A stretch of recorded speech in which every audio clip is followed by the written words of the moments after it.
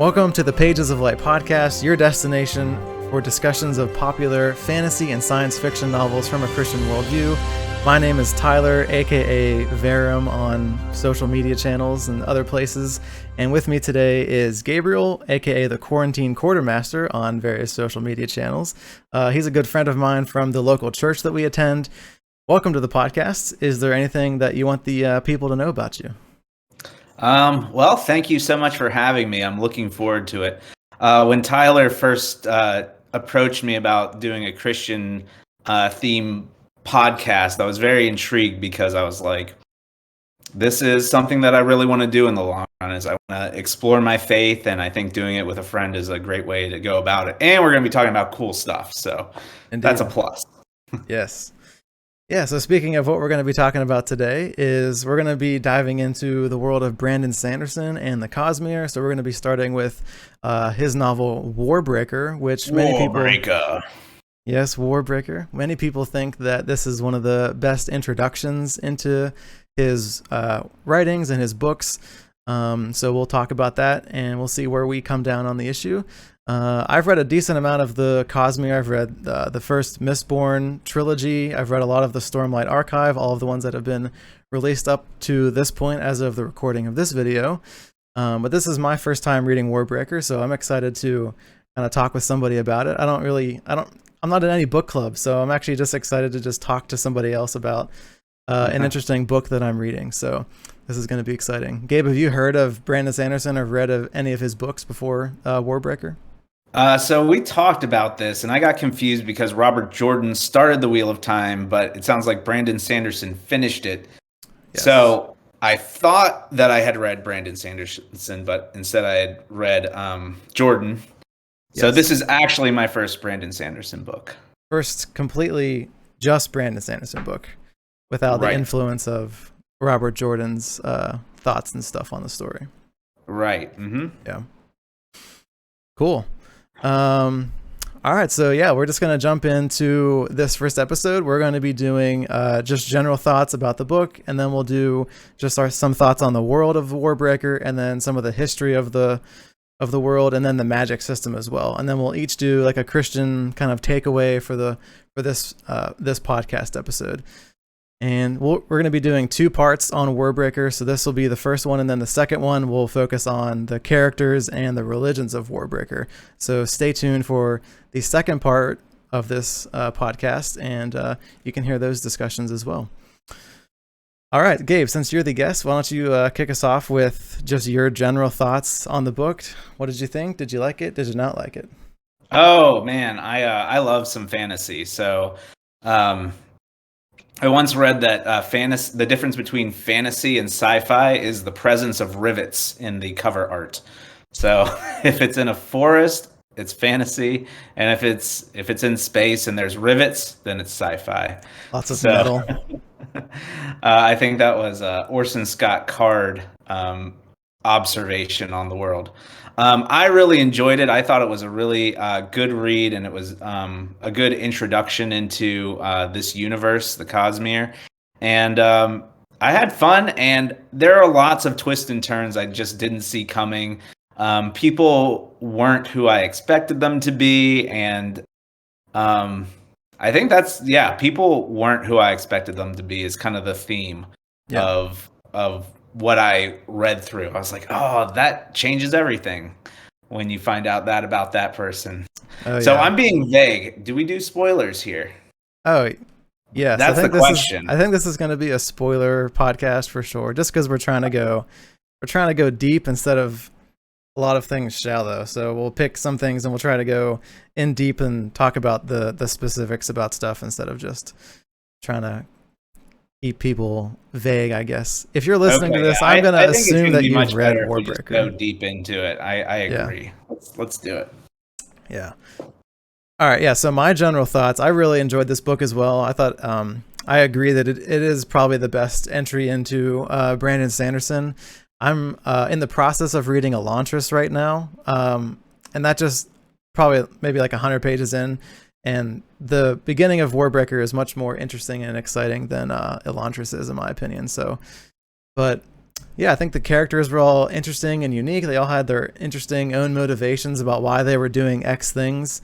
And I think it was really cool to see how like the differences in opinion between characters that grew up in Idris and characters that grew up in Halandran, and just like the vastly different worldviews that they have on how the world works. And the Idrians like hate the Halandrans, but they probably never even met a Halandran. So there's just a lot of that going on, which I thought was really interesting.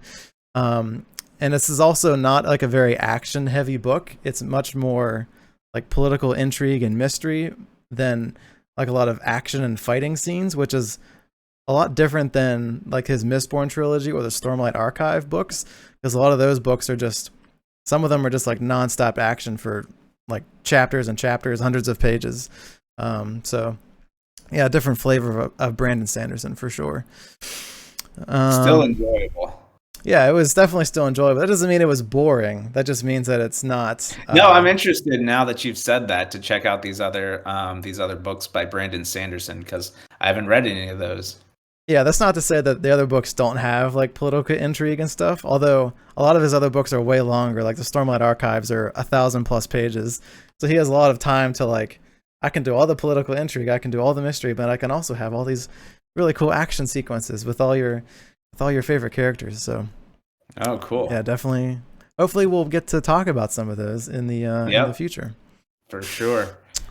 All right. So let's just jump into the world of Warbreaker. So let's just start off talking about just the differences between Halandran, the city, and the world of Idris, and like the two worldviews that come from those two places. Halandran kind of gave me like these Egyptian kind of vibes with how like there's no windows, it's all like open air. It just felt like a very Mediterranean, like the weather is always perfect kind of a place.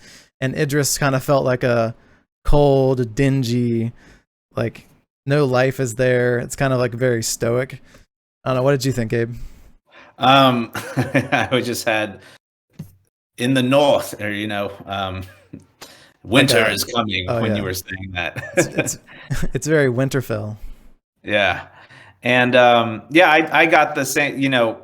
I was nodding while you were like saying it gave you kind of the Egyptian like open air sort of feel. So if you're listening to this, I was agreeing with Tyler non-verbally.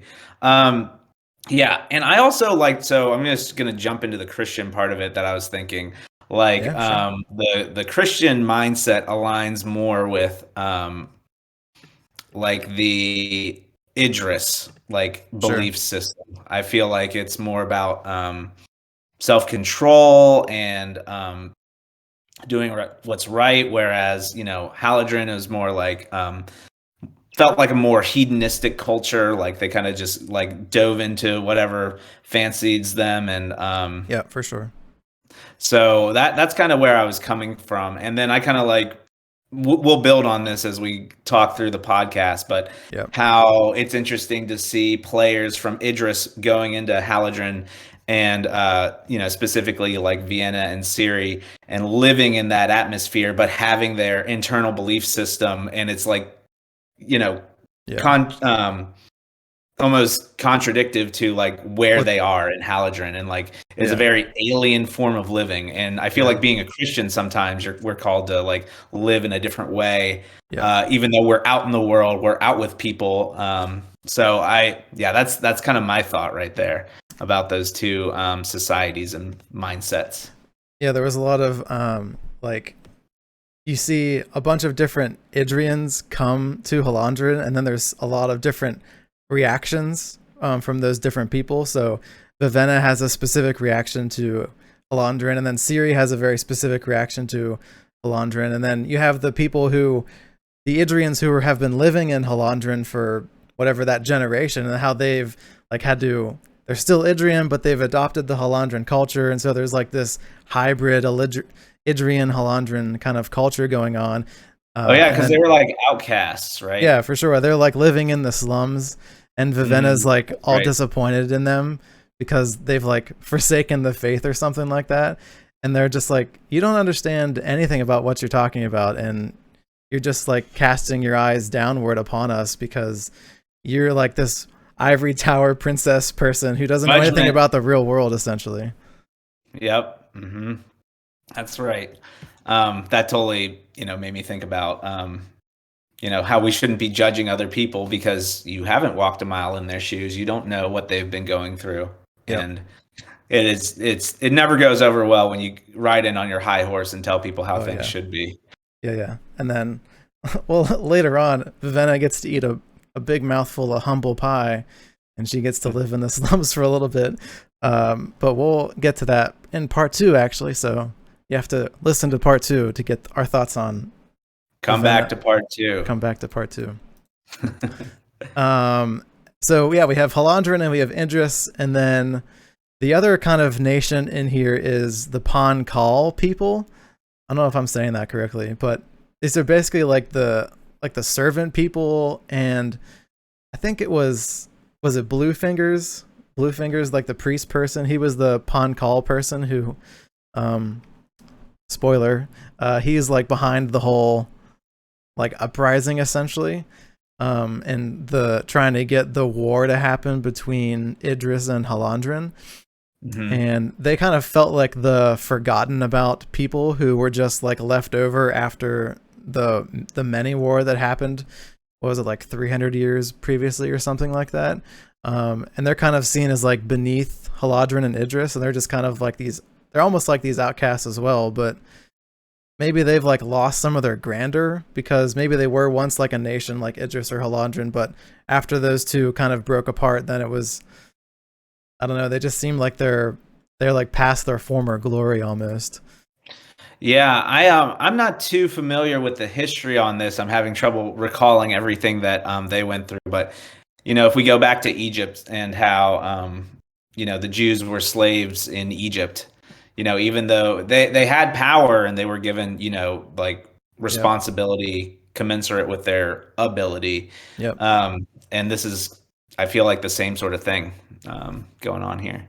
Yeah, I don't know if they were necessarily like slaves or servants, but they were definitely seen as like lesser than the other two. And they kind of are like the Jewish people in that sense, where they're longing for like a return to their glory. Like, why won't these other two nations just go away so we can have our we can go back to the way things were beforehand. So yeah.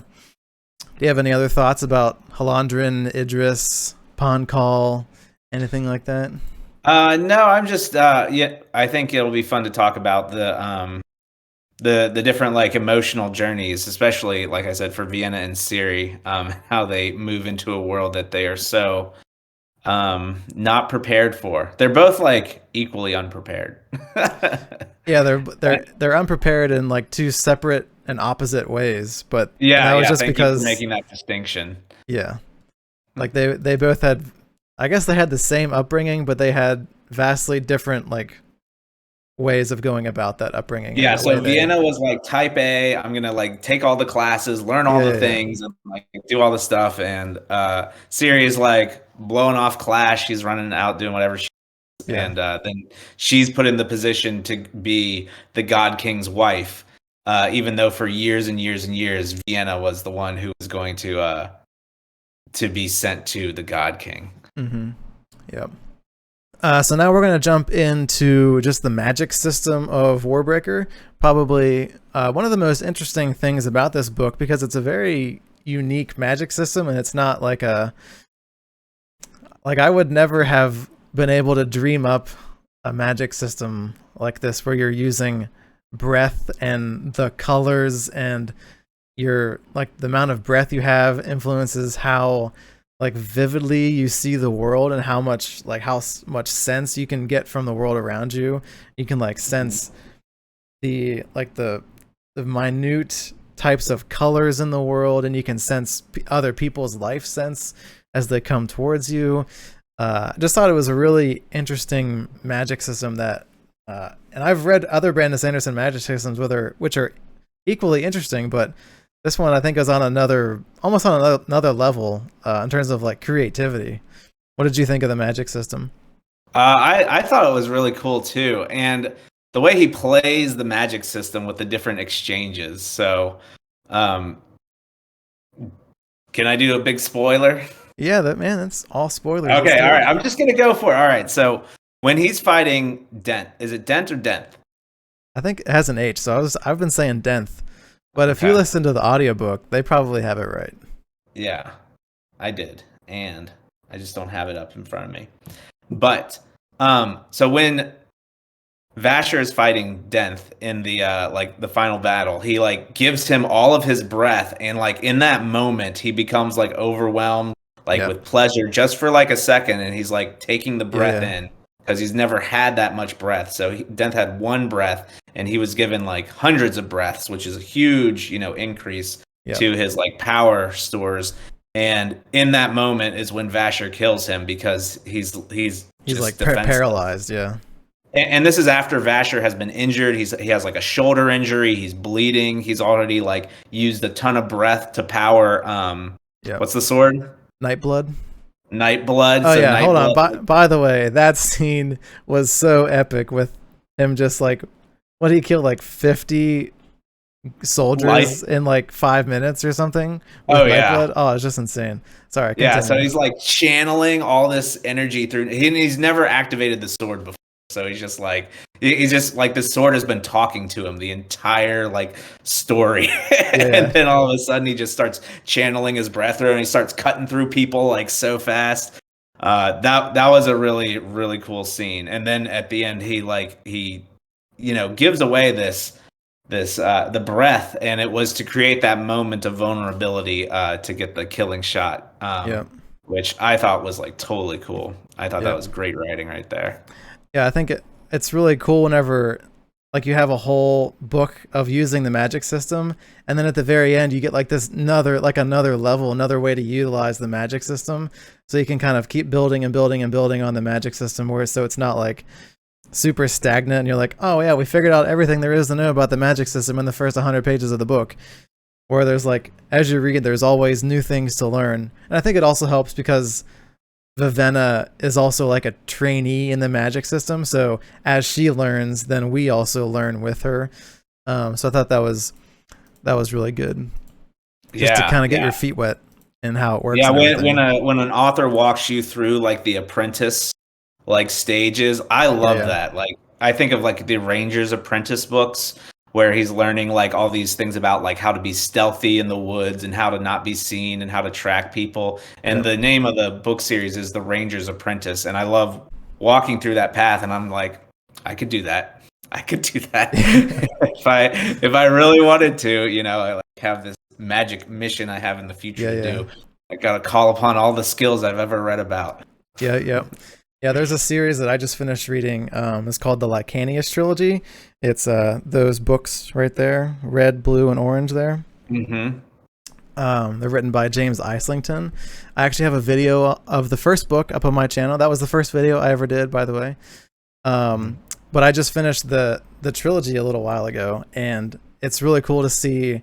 The main character is Davian, and how he learns about his magic system, because at the very beginning he doesn't have any powers at all, and then at the very end he's the amount, like how far he's grown in the magic system.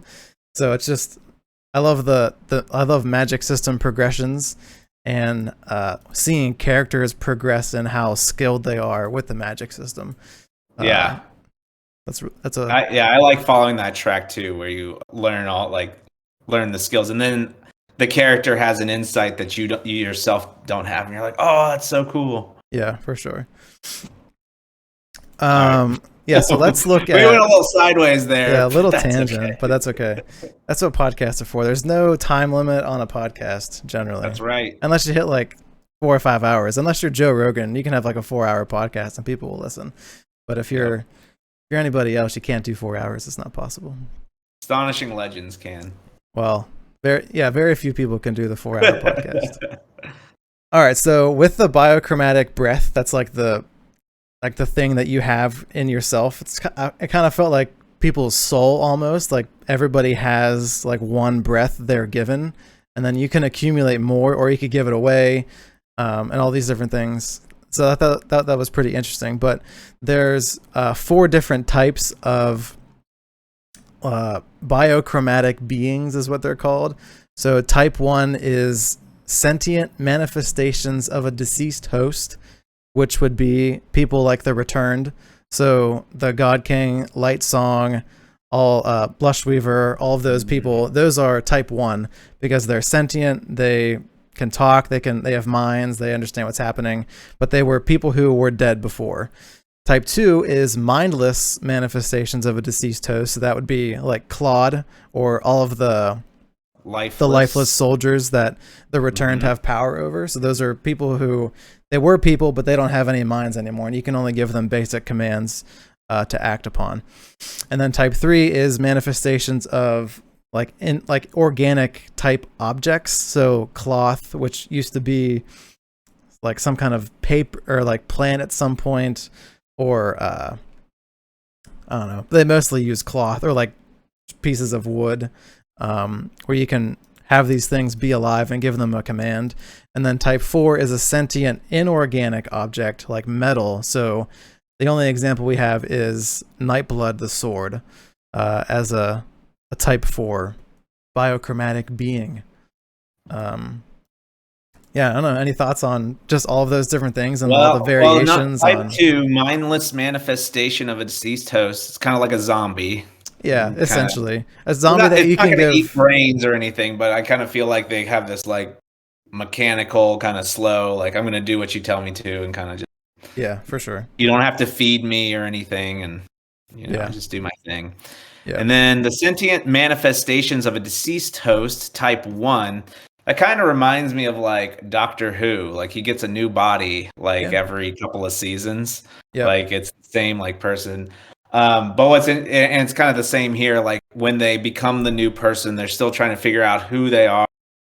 Yeah, they're like a baby almost. Like they have to relearn things. And yeah, I remember watching the Matt Smith Doctor Who. I think at the very beginning, like he couldn't remember how to talk or something like that. I think I remember that as part of the Matt Smith origin story. I've only seen Matt Smith Doctor Who, so I don't have any other references besides that. Oh yeah, dude, David Tennant. I know everybody says David Tennant. I can't decide between the two. They're like the two best in my book. And then so the type 3, the manifestations far removed from being alive. That would be like when. That's like when they awaken things, right? Yeah, like he has his like his cape that he tells to like grab things or to like be my feet or something like that, where he's telling it to like support him in whatever action he's doing at the moment. Yeah, and I just there was one thing in the book that I was just like, I wish the commands were different. I wish they were in some cool language that I didn't understand. Oh, yeah. I just felt like grab things, hold things, lift things. Like I just felt like, and I also get it at the same time because like he wants you to realize like these things aren't smart. They're just gonna you're gonna have that one chance at giving them a shot, and you have to make it as simple, like 2-word commands. But at the same time, I was like, I don't know. I felt let down by it. I'm just gonna say it outright. I felt let down by those command words. If it was spoken in Elvish, would it be that much cooler? You just implant Tolkien's language into Warbreaker, and then it just makes it 10 times cooler. I mean, grab things. Yeah. Okay. All right. But yeah, I can't speak Elvish, but probably much better with Elvish. I cannot speak Elvish either. So. Yeah, I thought this was interesting because not only is the biochromatic breath like a source of power, but it's also a source of wealth. Like people in the story have the option to sell their souls. And so, in the first half of the book, they referred to them as breaths, and it was like a while before they actually used the term soul. And I think that was. I don't know how many chapters it was in, but it was definitely like they didn't come out and say like born with one soul, but I was like I was reading it and I was like, everyone was born with one breath. Everyone was born, it kind of sounds like the soul. And then they have like the different and then how many souls you have. So if you have no soul, that's starts with a D. Do you remember? I think like done or dull. I and think then you have your soul, and that's normal, and then you can like have different levels. You have the different heightenings, which was also interesting, which I don't think we've talked about yet. no. So like at the different heightenings that you have, like you have perfect pitch, I think at heightening level 3, which comes after you know, get so many breath in your system. Yep. And I think it's really cool. Like you said, this deepening sense of, you know, being able to sense people around you and see like, um, you know, deeper hues of stuff. And I kind of wonder, like, if we follow God's, will we be able to see in like a new way, in a deeper and like richer way, if we follow him like through obedience and like listen to him? Like, can he open up our own senses to see further and to have more wisdom with people? Yeah. That's kind of where I was thinking about, like, you know, because some people are like intuitive that way. They can tell when people are feeling a certain way, and like, Yeah, like they have a you know, high emotional intelligence. right, exactly. Um, and I wonder if that's just something that can come, you know, in this world, you can gather biochromatic breath and become powerful, Yep. more understanding. But like in our world, where there isn't the Warbreaker magic system, like, is that It is too possible? bad though. Yeah, is that something that we can, you know, tap into through our relationship with the Lord? Yeah, I kind of think it's almost like whenever you talk about heaven and like how hell will be, or there's like this separation from God. Like on the earth now, like the Holy Spirit is here. We have God is in the world. He's working in the world, Mhm. and there's uh, like a connection between God and His creation. And then whenever you take God out of that, there's almost uh, will there there won't be anything necessarily like good in the world left. Essentially, it's just going to be everything's going to be dull and everything's going to be, or probably worse than dull. But it just kind of felt like there's almost like if you lose your soul, it's like you're losing your connection to your creator in a sense, where everything just becomes base and mute, and like you can't sense any of the life and the vibrancy of the world around you. It sounds like, yeah, the way that you're describing it, it sounds like, the connection to God is what really makes you be able to live a life Yes. and to like appreciate it and to live it passionately. And Yep. I definitely see that in people who are depressed, you know, people who have like, you know, and not by their own fault by any means. It's just, you know, Yep. but you know, people who are suffering from depression, they can't. I mean, they are the dull, they are the lifeless. They can't. They've been Hmm. hurt so deeply that they can't even have emotions. Like Yep. that's where depression is, and it's just, yeah, it's not a good place to be. Let's just put it that way. Yeah. Yeah, we kind of see that happen with Vivenna whenever she loses all of her breath and she has to like go live in the slums, and she just becomes like this wretch of like a person because she doesn't have any of the connection to life that she had previously. Like before, I think she had, I can't remember. I think she had like enough breath to like change her color. Maybe she had, was it perfect pitch or something like that? Maybe she was up to Yeah, 200 perfect or something pitch like at the that. third heightening, I think. But she had always had breath. But then when you take that away, it's like you're stunted. Like you feel like you're missing a part of yourself in a way.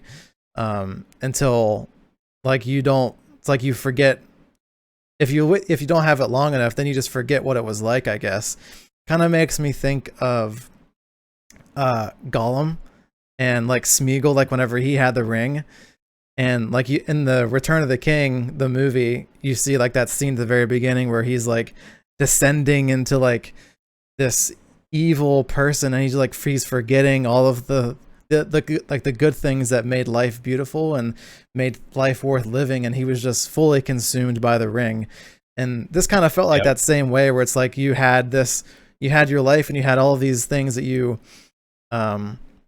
could sense in the world around you and friends and life and vibrancy, and then you lose it all, and then you just lose all of those things you once that you once knew, and you just forget what it was like to be alive essentially before then. Yeah, I mean that's the like it sounds like you're describing the epitome of like the lost sheep that like Jesus is called to go and find and pull back to.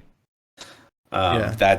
That's exactly what it sounds like you're describing to me. Yeah, like the prodigal son, he was like eating with the pigs. He's like, "Oh, I forgot what it was like to be like live with my father and have all this great stuff, and I just threw it all away because I thought I could do it all on my own or something like that." Parable of the sower, Yep. got thrown on the rocks. Or thrown in the weeds. I think that's when like worldly influence comes in and like steals your ability to be with God, because you're pursuing things like wealth or money or sex, and like those are the things that drive you and not finding who you are in Christ. Yep. Yeah, okay, let's move on to just I guess let's like, touch on the awakening. Yeah, the awakening and like the levels of the heightening. I thought I'll just read off some of the ones that are in here. So there's 10 heightenings that I guess are known. Well, I guess there's 10 the total. God King is the only one who's hit the 10th. Yeah, the God King is the only one who's hit the 10th. That they know of. That they know of. Good, and they don't actually at the 10th heightening. They have some powers that they know, but there's possibly others that are unknown. So the first heightening, you get aura recognition. I think that was just I'm trying to remember what that was. Like you could sense other people with breath. Is that what that was? I think so. That sounds right. Sorry if we get these wrong. People are going to be like, you got it. That's not what it means. Hey, that's you know okay. what? That's okay. It means they're engaged in the conversation. That's okay. Yeah, we'll talk to you in the comments. How about that? Tell them where to never mind. Just comment. Just leave a comment. Just leave a comment. Or put it in iTunes or an Apple Podcast review. But it has to be a 5-star review. You can't leave a 1-star review and say these people are dumb. That's no fun. You can do that. It's just not kind. Yeah, that's true. Don't be mean. Okay, so second heightening, you have perfect pitch, so you could like where you're like Charlie Puth or something. That's like the classic example people give of someone with perfect pitch. They can, I guess, sense all the sounds and they can sing in a proper way. And then you have perfect color recognition. Fourth heightening, you have perfect life sense. Fifth heightening, you have agelessness. So I guess you are immortal once you get to 2,000 breaths. 6, you have instinctive awakening. I think that's whenever you could give awakening commands without talking. I believe that is at the 6th. But you have to be pretty practiced, I think, to be able to do that. Yes, I think you are right. The other ones, we didn't really get into a lot of those, but like the 8th awakening, you have command breaking, which I think is like the God King was saying that he could break the lifeless commands that the Returned had given them. So like he could tell the army to go back home and not to invade Idris. That's what he was trying to do at the end. Yep. And yeah, so I don't know. Do you have any just general thoughts on like the different powers you can get, or? Yeah. So agelessness, that's fun. Yeah, that's fun. I would like to have enough breath to like live out my life where I wouldn't have to worry about falling to health problems. I've had some health problems recently, a surgery and a skin condition, and I'm just like, yeah, I think that'd be really nice to not have to worry about stuff right now. Yeah, I think if you have a lot of breaths, you like are immune to sickness, but it's not until the 5th heightening that you actually have legit immortality, I guess. Mm-hmm. So, and is the aura recognition, is that like knowing when the ability to see breath auras of other instinctually and an increased life sense. This allows them to judge roughly how many breaths the person holds and the general health of that breath. Yeah. So that's at the first awakening, which was 50. at 50 breaths needed. And that's also the number that they needed to get into the certain courts in Yeah, Taladrin. without being questioned. Yeah. Yeah, because that spy that Vienna was supposed to connect with, sounded like he had hundreds of breaths. Yeah. I think that's what it was. But yeah, so I think that that's just really cool, being able to sense and magically know, like, if someone to kind of I always thought it'd be cool, like, they have things like you can read people's auras, like what kind of person are they? Are they upbeat? Are they more depressed? Or are they not to be trusted? Are they like a person who's generous and caring? I thought it would be cool to understand people. That's why I've always been interested in psychology and behaviorism, profiling systems. I watch Criminal Minds, Yeah. and I love the way that they pick apart like different people and like understand what makes them tick and everything. So I've always found it interesting to pursue like how to better understand people, and I've read a lot of different psychology books and stuff. Yeah. So I think that the aura recognition would be cool because it kind of sounds like it has that kind of built into that first heightening. Mm-hmm. Hey, I'd do it. I'd try and get 50. Get to the first heightening. Yeah, I think it's like if we're saying like breaths are souls Soul. in a sense, I think it's an interesting concept, like that there's like a market, like a trading system for souls. It's a commodity, is what it is. It's like a currency in a way where you can sell your breath for like food, I guess, or yeah. for Well, they something paid else. money, or they got donating their soul to the God King. Yep. And they got paid for a year's worth of. This was that third mercenary with Denthan Tong Fa, who was commanding Claude. Yep. Oh yeah, she sold it, and she was happy to do so because she like believed in what the God King was doing or whatever. And so, yeah, there were two things. Hopefully, I'll remember both. But Vienna was just like taking pity on her. What was her name? It started with a J. And she was like, saying like, oh, she didn't choose to lose her soul. That was never her choice. Oh, her name was Jewel. Jewel, yeah. And so she was telling her Vienna's feeling sorry for her, and she's kind of like, I think it's I think it's Christian model, Vivenna. like Vivenna. Thank you. Yeah. And she's saying that the person should feel sorry for losing their soul, and then that's like the Christian view, like you should never give up your soul. And then she's like vehemently disagreeing with her, like, no, I wanted to give up my soul. It's good for my family.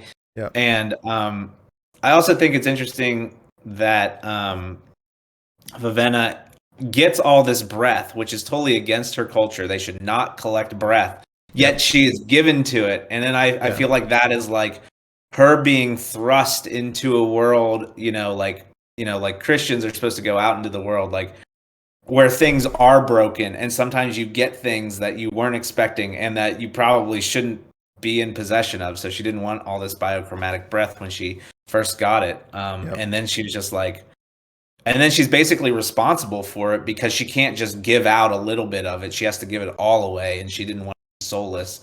And so she has become responsible for it and that's not what her teachings throughout her life have told her to do, yet she found herself in that situation. So I was thinking about, Christians find themselves in broken situations, and they have to deal with things that the Bible says should never exist, like support people in those situations. So again, it comes back to thinking about how Christians enter the world, and then there is brokenness and everything, and you kind of have to deal with it, even though the Bible isn't direct and clear about how you should deal with it, because a lot of teaching is done in parables as this like hidden meaning. Yeah. Yeah, I think we'll talk more about a lot of that in the second part where we talk more about like the characters. But there's a lot of like for Christians, like how do you live in the world but you don't like become of the world? Like how do you be a part of the community and what people are doing, but you're not letting it like seep into you and like corrupt you in a sense of like you're doing things that are contrary to what the Bible says in a way. Yeah, I think the thing with Jewel where she was like proud to give away her breath, it kind of embodies like the Haladrin spirit. Like everything is for like the here and now, and there's nothing. I don't know. Within the story, it's weird because she's giving her breath for something that's greater than herself in a sense, like to the God King, and she's like sacrificing this for her God.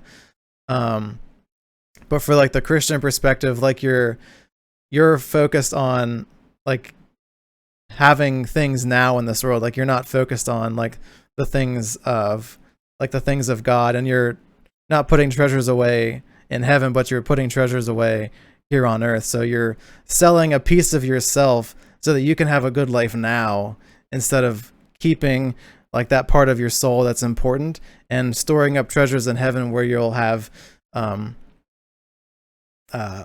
like you'll get treasures in heaven for the things that you do in this the world. sacrifices that you make to make other people's lives better. Yeah indeed.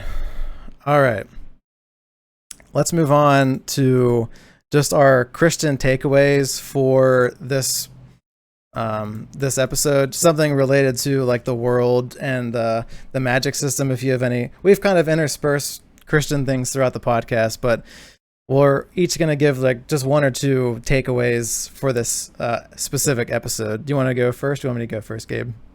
You can go first. All right. So I'm going to go with just I was just talking about like how the soul is sacred and it's yours to give away, or you could, so I said you can either nurture it and you can give it good things.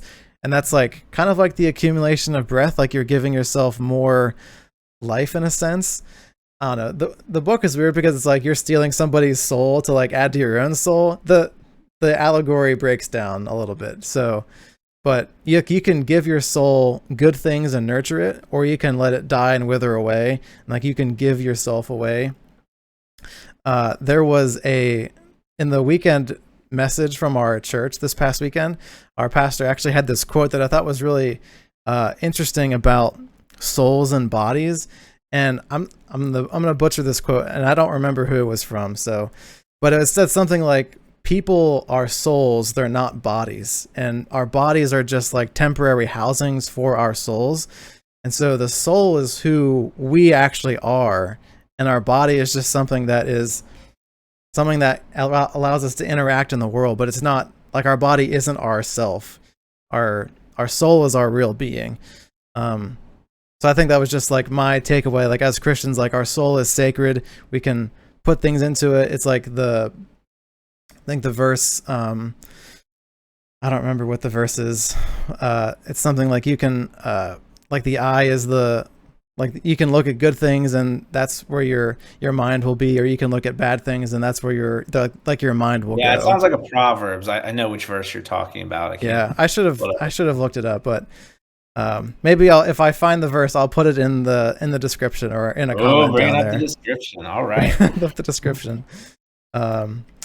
We're novice podcasters. We're not going to have everything to a T here, but we appreciate you guys tuning in. All right, Gabe, do you have any specific takeaways? I think the takeaway for me was just following we're going to talk more about the characters in the next podcast. Yeah. I think for me, just thinking about the awakening and like being more alive. I think that's like as people collected the biochromatic breath and they brought that to themselves, like heighten their and this is not me saying you should go steal a soul. Do not misinterpret me. That's the allegory definitely breaks down with the magic system. We're not in the business of taking souls. Yes. Okay. No, we're winning. We're winning souls for Christ, but we're not taking them to ourselves. That's right. There you go. So, I think it encourages me to kind of go out there and kind of live life to the fullest through God's law, and there's an obedience there that you have to follow, and then you kind of you can stand on the rock that God can provide for you and live and I think that while in this book it's through gathering the biochromatic breath, I think in our world it's the obedience to God's law and to stand on the rock and to let him be the firm foundation, to let us live full lives where we don't have to be stressed out, and we know that our God is here and he's working for our good at all times. That's all I'm going to say. Yeah, that's great. That's good. That's good. So that's going to do it for this first episode. So this is part 1 of Warbreaker, and then the next episode is going to be part 2 of Warbreaker, where we talk about the specific character and plot lines, and then the religions of Warbreaker as well. And then hopefully that'll be out the 3rd week of July. So we'll plan to do 2 episodes a month. So we'll do one on the 1st week of the month and then one on the 3rd week of the month. If there is a month with 5 weeks, you might get a bonus episode. We'll see. So that's the general plan. So if you want to learn more about Pages of Light content or anything like that, you can go to our website, pagesoflight.com, or you can find us on YouTube, of course, if you're watching on YouTube. You can follow us on Facebook, Instagram, MeWe. I'm on Goodreads, so you can get updates on everything that's happening on one of those social media platforms. And you can follow me personally if you want on Parler. I am Tyler Thomas. That's my handle, at I am Tyler Thomas.